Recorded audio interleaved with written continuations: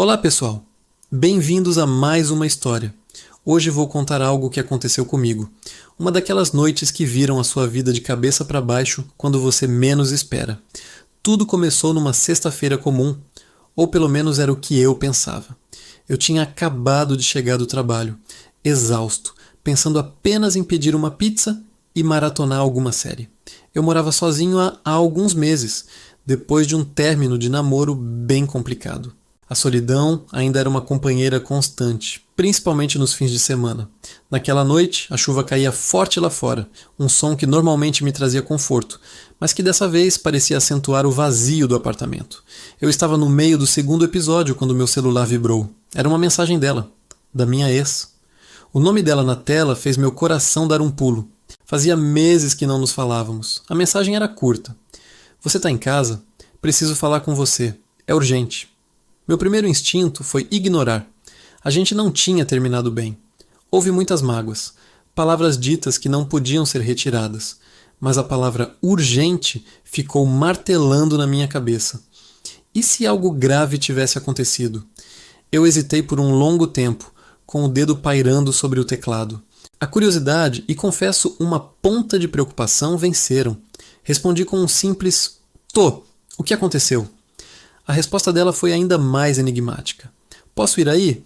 Não quero falar por mensagem. Eu sabia que era uma péssima ideia. Abrir a porta para o passado, ainda mais um passado tão recente e doloroso, era pedir para sofrer.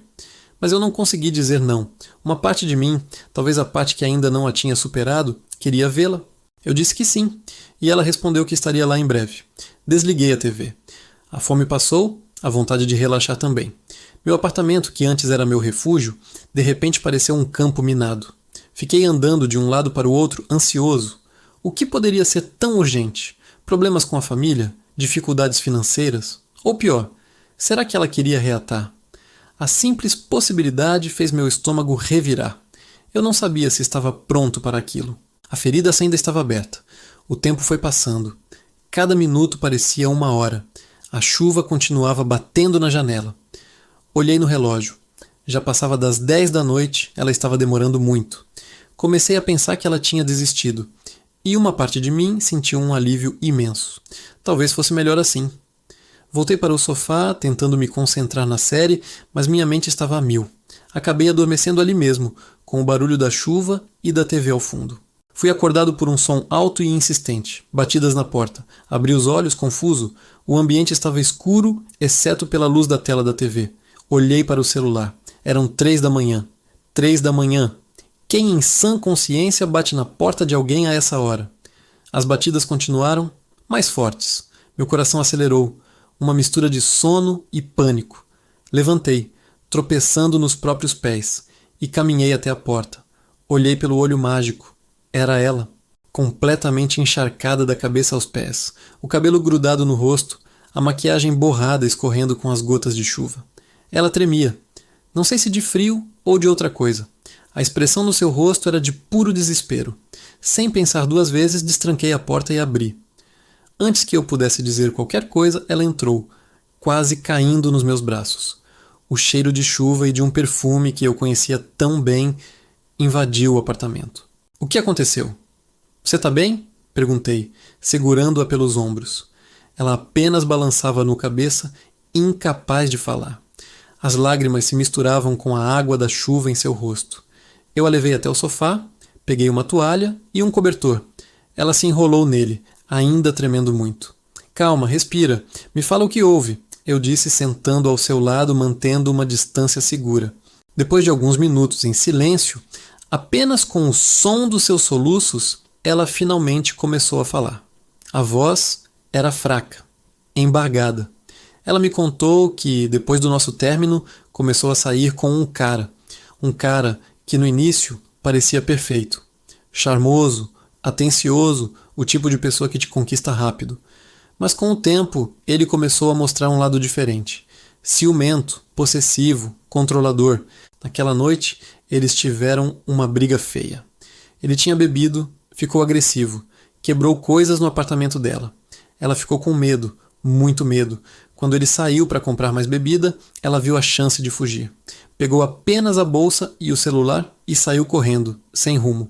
No meio da rua, debaixo daquele temporal, desesperada, ela não sabia para onde ir. Não queria preocupar os pais, as amigas moravam longe, e então ela pensou em mim. O único endereço que veio à sua mente foi o meu. Eu ouvia tudo em silêncio, chocado. A imagem que eu tinha dela era de uma mulher forte, independente. Vê-la assim, tão vulnerável, quebrou algo dentro de mim. A raiva que eu sentia, as mágoas do nosso término, tudo isso desapareceu. Naquele momento, ela não era minha ex. Era apenas uma pessoa assustada que precisava de ajuda. Eu disse a ela que podia ficar ali, que estaria segura. Preparei um chá quente e ficamos conversando por horas. Ela desabafou tudo o que vinha guardando há meses sobre aquele relacionamento tóxico.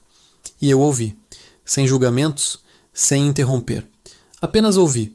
Conforme a noite avançava e o dia começava a clarear, a tensão foi diminuindo. Aos poucos, os soluços deram lugar a uma conversa calma. Ela adormeceu no sofá, exausta.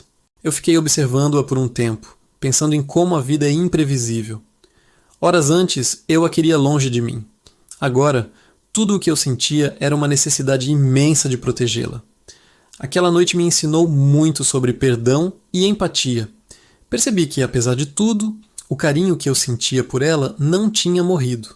Tinha apenas se transformado. No dia seguinte, ajudei-a a resolver as coisas. Fomos até o apartamento dela com um amigo meu para pegar seus pertences.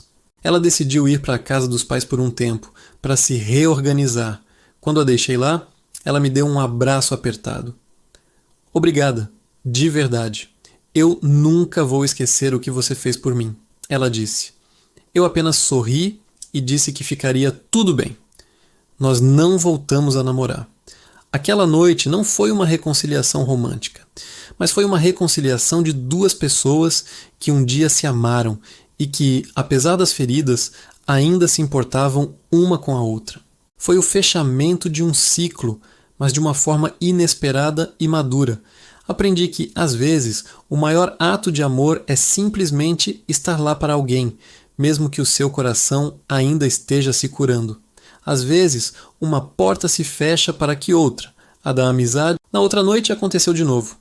3 da manhã, o silêncio da madrugada quebrado por batidas na minha porta. Eu sabia quem era antes mesmo de olhar.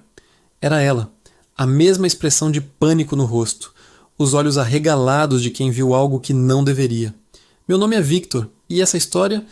Bem, essa história é sobre como o amor pode te levar a lugares que você nunca imaginou. Tudo começou há uns 2 anos.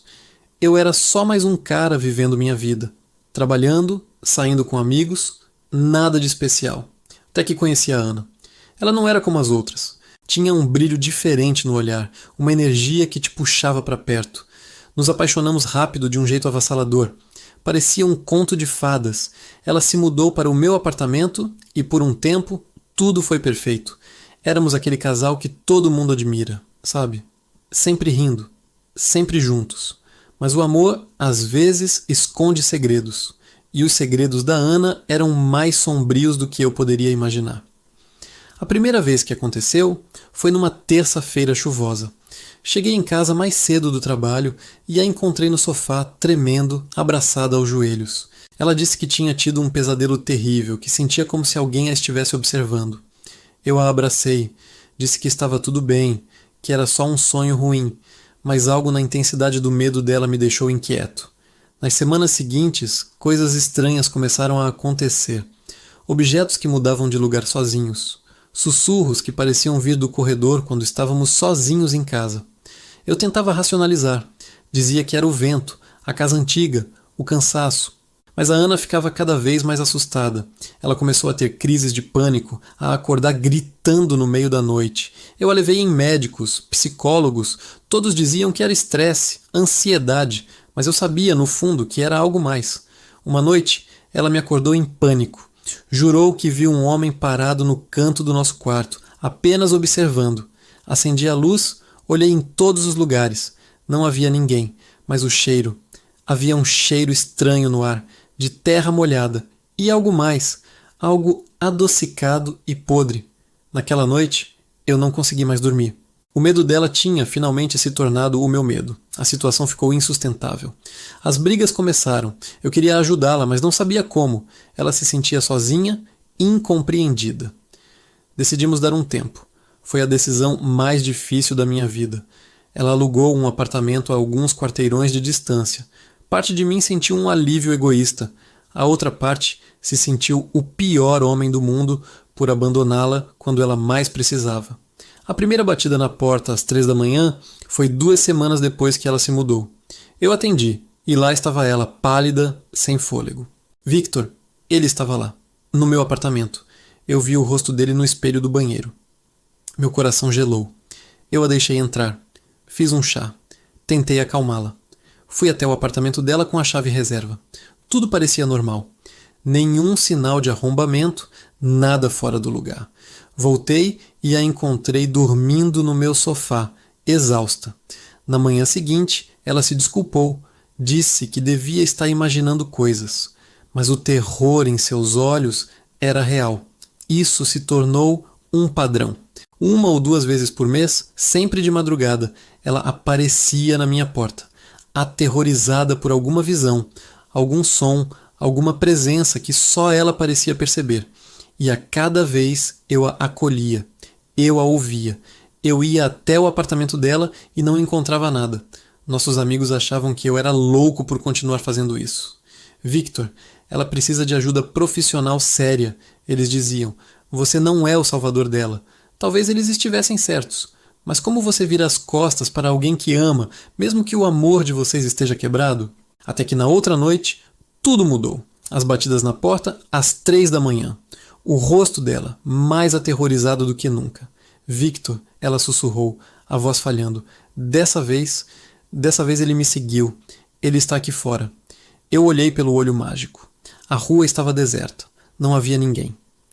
Ana, não tem ninguém aí. Você está segura aqui? Eu disse, abrindo a porta para ela entrar. Mas quando ela passou por mim, o cheiro veio com ela. Aquele mesmo cheiro de terra molhada e de algo podre. E pela primeira vez eu vi. Não com os olhos, mas senti. Uma presença fria que passou por mim junto com ela, um arrepio que percorreu minha espinha e gelou meus ossos. Eu fechei a porta. Tranquei. Olhei para Ana, que agora chorava encolhida no meu sofá. E eu soube. Soube que não era imaginação dela. O que quer que a estivesse assombrando, agora tinha entrado na minha casa. Enquanto eu a observava, exausta e adormecida, uma pergunta não saía da minha cabeça. O que era essa presença? Por que estava perseguindo a Ana? E o mais assustador, o que aconteceria agora que estava aqui conosco?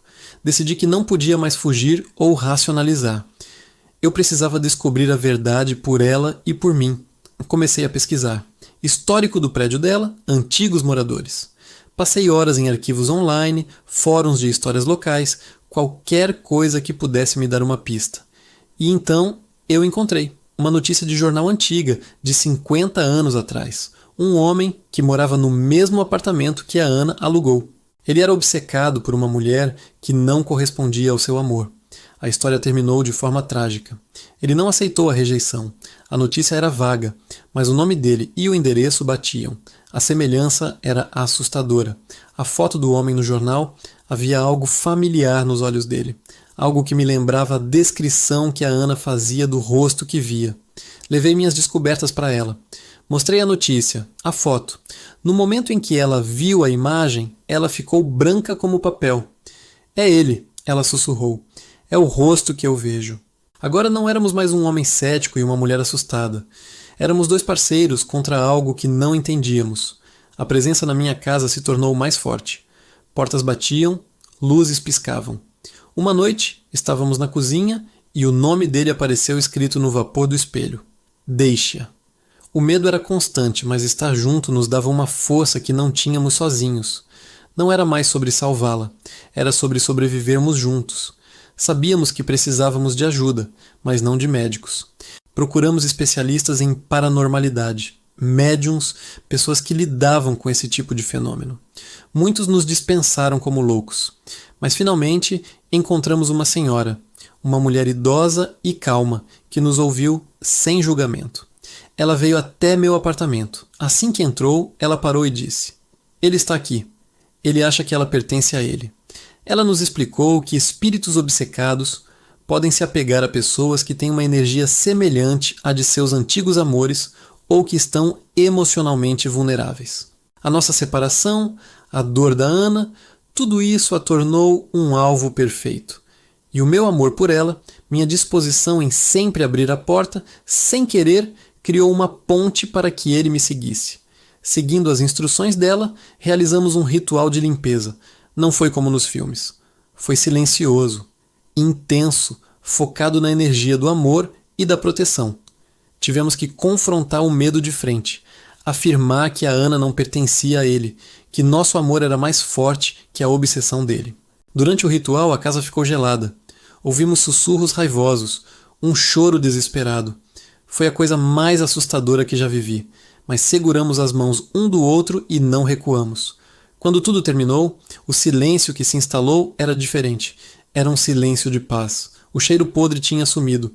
A sensação de ser observado, desaparecido. Nas noites seguintes, dormimos abraçados, algo que não fazíamos há meses. Não houve mais pesadelos, nem batidas na porta. Já se passaram 6 meses. A Ana e eu estamos juntos novamente. Mas nosso relacionamento é diferente. Não é mais o conto de fadas do início. É algo mais profundo, forjado no medo e na superação. Aprendemos que o amor não é só sobre os momentos felizes. É sobre estar lá quando a porta bate às 3 da manhã. É sobre acreditar no outro, mesmo quando o mundo inteiro acha que ele enlouqueceu. É sobre enfrentar os fantasmas, literais ou não, que assombram nossas vidas. Esta é a nossa história.